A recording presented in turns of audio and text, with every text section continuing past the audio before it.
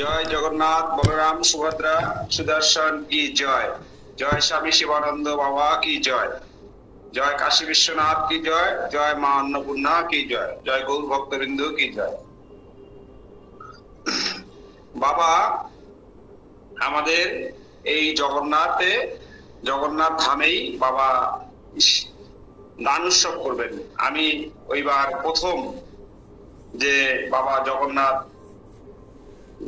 পুরী ধামে দান উৎসব করবেন, এই কথাটা আমি ওই বাবার কাশীতে যে বাবার জন্ম উৎসব হলো তারপরে আমি জানতে পারলাম যে বাবা পুরী ধামে যাবেন, হ্যাঁ, জগন্নাথের দান উৎসব করবেন।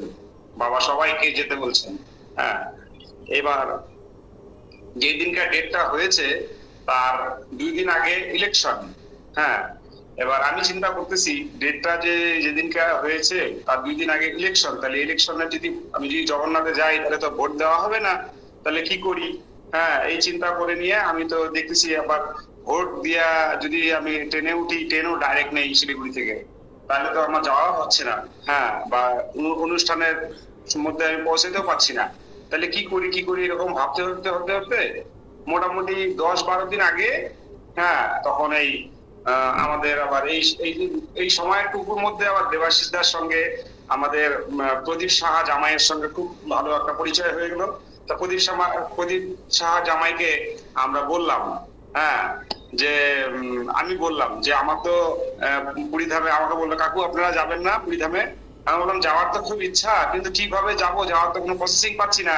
তখন তো আমাকে বললো যে হ্যাঁ আপনি এইভাবে যেতে পারবেন, এখান থেকে ভোট দিয়ে যদি আপনারা এখান থেকে ওই দিনকে রাত্রেবেলা ট্রেনে ওঠেন, পরের দিন সকালবেলা আপনি পুরী থেকে কলকাতা হাওড়া থেকে আপনি ট্রেন পেয়ে যাবেন। হ্যাঁ, ঠিক আছে, ওইভাবে আমরা দেখে টিকিট করে আমরা চলে গেলাম। এবার রাত্রেবেলা গিয়ে পৌঁছালাম, গিয়ে যেদিনকা অনুষ্ঠান হবে ওই দিনকা তার আগের দিনকা রাত্রিবেলা 12:30টার সময় গিয়ে পৌঁছালাম। হ্যাঁ, সেখানে ওই পুরুষোত্তম মঠের মধ্যে ওখানে দাদা ছিলেন দেবাশিস দা। হ্যাঁ, দেবাশিস দার সঙ্গে ফোনে যোগাযোগ করে আমরা দাদার সঙ্গে ফোনে যোগাযোগ করে মহারাজের সঙ্গে কথা বলে গেট খোলা রাখছিলেন, আমরা তারপরে ঢুকতে পারলাম ওখানে। এবার গিয়ে আমরা ফ্রেশ হয়ে আমরা ঘুমালাম। পরের দিন ভোরবেলা 4টার সময় উঠে রেডি হয়ে বাবার কাছে গেলাম। বাবার কাছে গিয়ে দেখি বাবা একদম সব জিনিসপত্র নিয়ে রেডি দান করার জন্য। হ্যাঁ, বাবা বলছে সব আমি তো গিয়ে বাবাকে প্রণাম করতে গেছি, এবার বাবাকে প্রণাম করতে পারি নাই। হ্যাঁ, মাঝখানে কোনো একজন ভক্ত ঢুকে গেছে বাবার সঙ্গে কথা বলার জন্য, এবার প্রণাম করা হলো না। এবার বাবা বলে কি প্রণামটা পরে হবে, তুমি আগে জিনিসগুলো উপর থেকে নিয়ে আসো তোমরা। হ্যাঁ, কয়েকজনে মিলে উপর থেকে গিয়ে জিনিসগুলো নামায় নিয়ে আসো। তারপরে সব জিনিসপত্র গুলো নামায় নিয়ে আসলাম। নামায় নিয়ে এসে সব দান উৎসব তো শুরু হয়ে গেল সকাল 6টা থেকে। 6টার আগের থেকেই শুরু হয়ে গেল, মানে ওরা 5টা থেকে এসে বসে পড়ে সব ভক্তরা, সব কুষ্ঠরোগী ভক্তরা। তারা আইসা নিয়ে কি সুন্দর ভাবে কালীধাম গেস্ট হাউসের সামনে দিক দিয়া বসে বসে লাইন ধরে বসে আছে। বাবা সকালবেলা সেই ভক্তদের দিয়ে কফি তাদের দিচ্ছে, বিস্কুট দিচ্ছে, ব্রেড দিচ্ছে, এগুলো সব সেবা দিচ্ছে, হ্যাঁ, দেওয়াচ্ছে আর কি। এই সমস্ত সেবা তাদের করার পরে তারপরে সে দানের বস্তু সব আমরা নিচে নামায় নিয়ে আসলাম। সেখান থেকে একটার পর একটা দান শুরু হয়ে গেল। এই শাড়ি, পেটিকোট, হ্যাঁ, তারপরে হাফ প্যান্ট, হ্যাঁ, বা লুঙ্গি, তারপরে নানান রকমের জিনিস, বালতি, হ্যাঁ, কেতলি, তাদের ব্যবহারের কত রকম জিনিস এবং খাদ্য জিনিস, চাল, ডাল, তেলের বোতল, লবণের প্যাকেট, বিস্কুটের প্যাকেট, এই সমস্ত দিয়ে আরো কত রকমের জিনিস, ভুজিয়ার প্যাকেট, হ্যাঁ, দিয়ে তারপরে ফল, 2 রকম 3 রকমের ফল, হ্যাঁ, এই সমস্ত দিয়ে বাবা কি করলেন তাদেরকে দান করালেন। হ্যাঁ, দান করার পরে সবার লাস্টে বাবা দক্ষিণা দিলেন। এই দানের সময় সব ভক্তরা হরিনাম কীর্তনও করলো। হ্যাঁ, গিয়ে হরিনাম কীর্তন হলো, এত সুন্দর ভাবে সব লাইন ধরে সব গুরু ভাই বোনরা কীর্তন করলো এবং এদিকে কীর্তন চলছে, এদিকে দান চলছে। নানান জায়গার নানান ভক্তরা সেখানে এসে উপস্থিত হয়েছে। সবার সঙ্গে আমাদের একটা আন্তরিকতা মানে আরো বাইরে উঠলো, জানি কেমন জানি, মানে আনন্দই আনন্দ। মানে যেটা আমি প্রথম থেকে বলতেছি যে বাবা যেখানে আনন্দ সেখানে, হ্যাঁ, আনন্দ সাগর হলেন বাবা। হ্যাঁ, সেখানে আমরা যখনই যাই আমাদের ভিতরে কেমন জানি আনন্দটা বাইরেই যায়। আচ্ছা, যাই হোক, সে দানটা মোটামুটি কমপ্লিট হয়ে 10টা 11টার মধ্যে দানটা কিন্তু কমপ্লিট হয়ে গেল আমাদের। দান কমপ্লিট হয়ে গেল। তারপরে সবার মতন সবাই যার যার মতন চলে যাচ্ছে জগন্নাথ মন্দিরে, ওখানে প্রসাদ পাওয়া হবে। হ্যাঁ, এইবার যার যার মতন সবাই যাচ্ছে, গিয়ে ঘরে যাচ্ছে, কেউ এসে দান জগন্নাথ মন্দিরে যাবে। আচ্ছা ঠিক আছে, তা আমরা এখন কি করবো? আমরা চিন্তা করছি এখনো তো সময় আছে, তাহলে পরে এক কাজ করি, সমুদ্রের পাড়টা একটু দেখে আসি। কোনোদিন তো যাই নাই সমুদ্রের পাড়ে।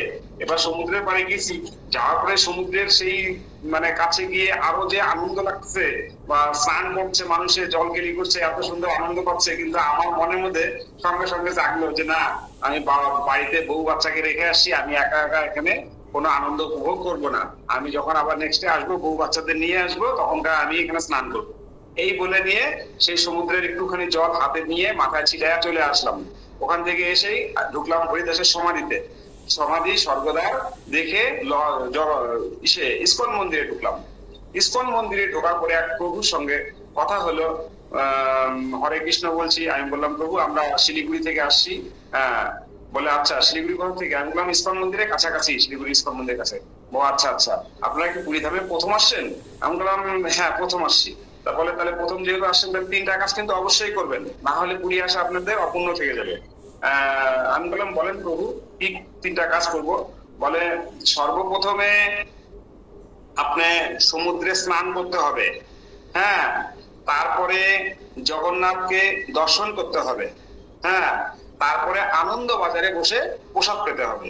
এই 3টা কর্ম আপনি পুরী ধামে আসলে অবশ্যই করবেন, আর যদি না করেন তাহলে অপূর্ণ থেকে যাবে। হ্যাঁ, এই 3টা কাজ পুরী ধামের জন্য শ্রেষ্ঠ। আমি তখন এই কথা শুনেই আমি আশ্চর্য হয়ে গেলাম, এ কি আশ্চর্য ব্যাপার! হ্যাঁ, তাই তো আমি তো সমুদ্রের পাড়ে গিয়ে বললাম যে আমি স্নান করব না, তাহলে প্রভু যেহেতু এই কথা বললেন, তাহলে পরে না, পরের কথা পরে। হ্যাঁ, আমি এখন স্নান করব। গিয়ে আমরা সেই স্নানের জন্য গিয়ে রেডি হলাম। হ্যাঁ, এবং সকলে আরো কতজন ভক্ত সঙ্গে গিয়ে আমরা স্নান করলাম। সেই আনন্দ করে নিয়ে চটপট আমরা রেডি হয়ে বাবার কাছে আসলাম, জগন্নাথ মন্দিরে যাব। আইসে নিয়ে দেখি বাবা সুন্দর ভাবে বসে আছেন। বাবাকে বাবাকে বললাম বাবা প্রণাম করি। বলে হ্যাঁ করো। হ্যাঁ, বাবা তো হাসতে হাসতে বললেন হ্যাঁ হ্যাঁ করো করো। তারপরে প্রণাম করলাম, মানে আমার ভিতরে মানে অনুভব হলো যে মানে আমি এটা মানে জগন্নাথকেই দর্শন করলাম স্বয়ং। হ্যাঁ, মানে তখন বাবাকে এত সুন্দরভাবে প্রণাম করতে পারলাম, বাবা এবং প্রণামটা গ্রহণও করলেন। হ্যাঁ, সেই প্রণাম করাতে আমার মানে মনটা একদম শান্তি হয়ে গেল, মানে জগন্নাথ মনে দর্শন হয়ে গেল। এইবার জগন্নাথ ধামে সবাইকে নিয়ে জগন্নাথ ধামে যাওয়া হলো। এবার গাড়িতে একসঙ্গে ছিল না, আলাদা আলাদা ছিল। যার যার মতন 5জন করে 2-1টা করে গাড়িতে উঠে উঠে চলে গেছে। গিয়ে যাওয়ার পরে জগন্নাথ মন্দিরে গিয়ে তো কাউকে খুঁজে পাচ্ছি না। সবাইকে গিয়ে ঢুকে নিয়ে এদিকে ওদিকে খুঁজতে তারপরে গিয়ে সেই আনন্দ বাজারে ঢুকছি। মন্দিরের ভিতরে না ঢুকে আনন্দ বাজারে ঢুকছি আগে। হ্যাঁ, আনন্দ বাজারে গিয়ে দেখি মামুনিদের সঙ্গে দেখা। বলে কিরে তুই তোরা কোথায় গেছিলি? এখানে বস, প্রসাদ তো আগে। হ্যাঁ, তারপরে গিয়ে ওখানে আগে প্রসাদ পেলাম। পাওয়ার পরে তারপরে জগন্নাথ আবার দর্শন করে তারপরে আসলাম। এবার বাইরে এসে আমার মনে হলো, এ কি, আমাকে প্রভু বললো যে সবার আগে সমুদ্রে স্নান করতে হবে, তারপরে জগন্নাথ দর্শন করতে হবে, তারপরে প্রসাদ পেতে হবে। তা আমার তো উল্টা হলো। তখন আমি যখন ভাবলাম জিনিসটা, আরে আমি তো বাবাকে তো প্রণাম করার জন্য কত চেষ্টা করছি, আমি তো পারি নাই আগে। হ্যাঁ, যেই সমুদ্রে স্নান করে আসলাম, সঙ্গে সঙ্গে বাবা দেখি প্রণাম নেওয়ার জন্য রেডি। তার মানে স্বয়ং জগন্নাথ আমাদের এখানেই আছে। হ্যাঁ, আর এই জগন্নাথ আর এই জগন্নাথের মধ্যে তো আমার মনে হয় না সেরকম পার্থক্য। হ্যাঁ, খুব সুন্দর। এইভাবে আমরা খুব আনন্দ উপভোগ করে যাই হোক ওখান থেকে আমরা পরে রাত্রেবেলায়, ওই দিনকে রাত্রেবেলায় আবার ট্রেন ধরে চলে আসলাম। খুব অল্প সময়ের জন্য গেছি। যারা যারা শুনতে পারছে তারা সবাই অবাক। হ্যাঁ, এইভাবে ওই জগন্নাথের প্রথম দর্শন আমাদের হয়েছে। প্রণাম, আজকে এই অবধি রাখলাম।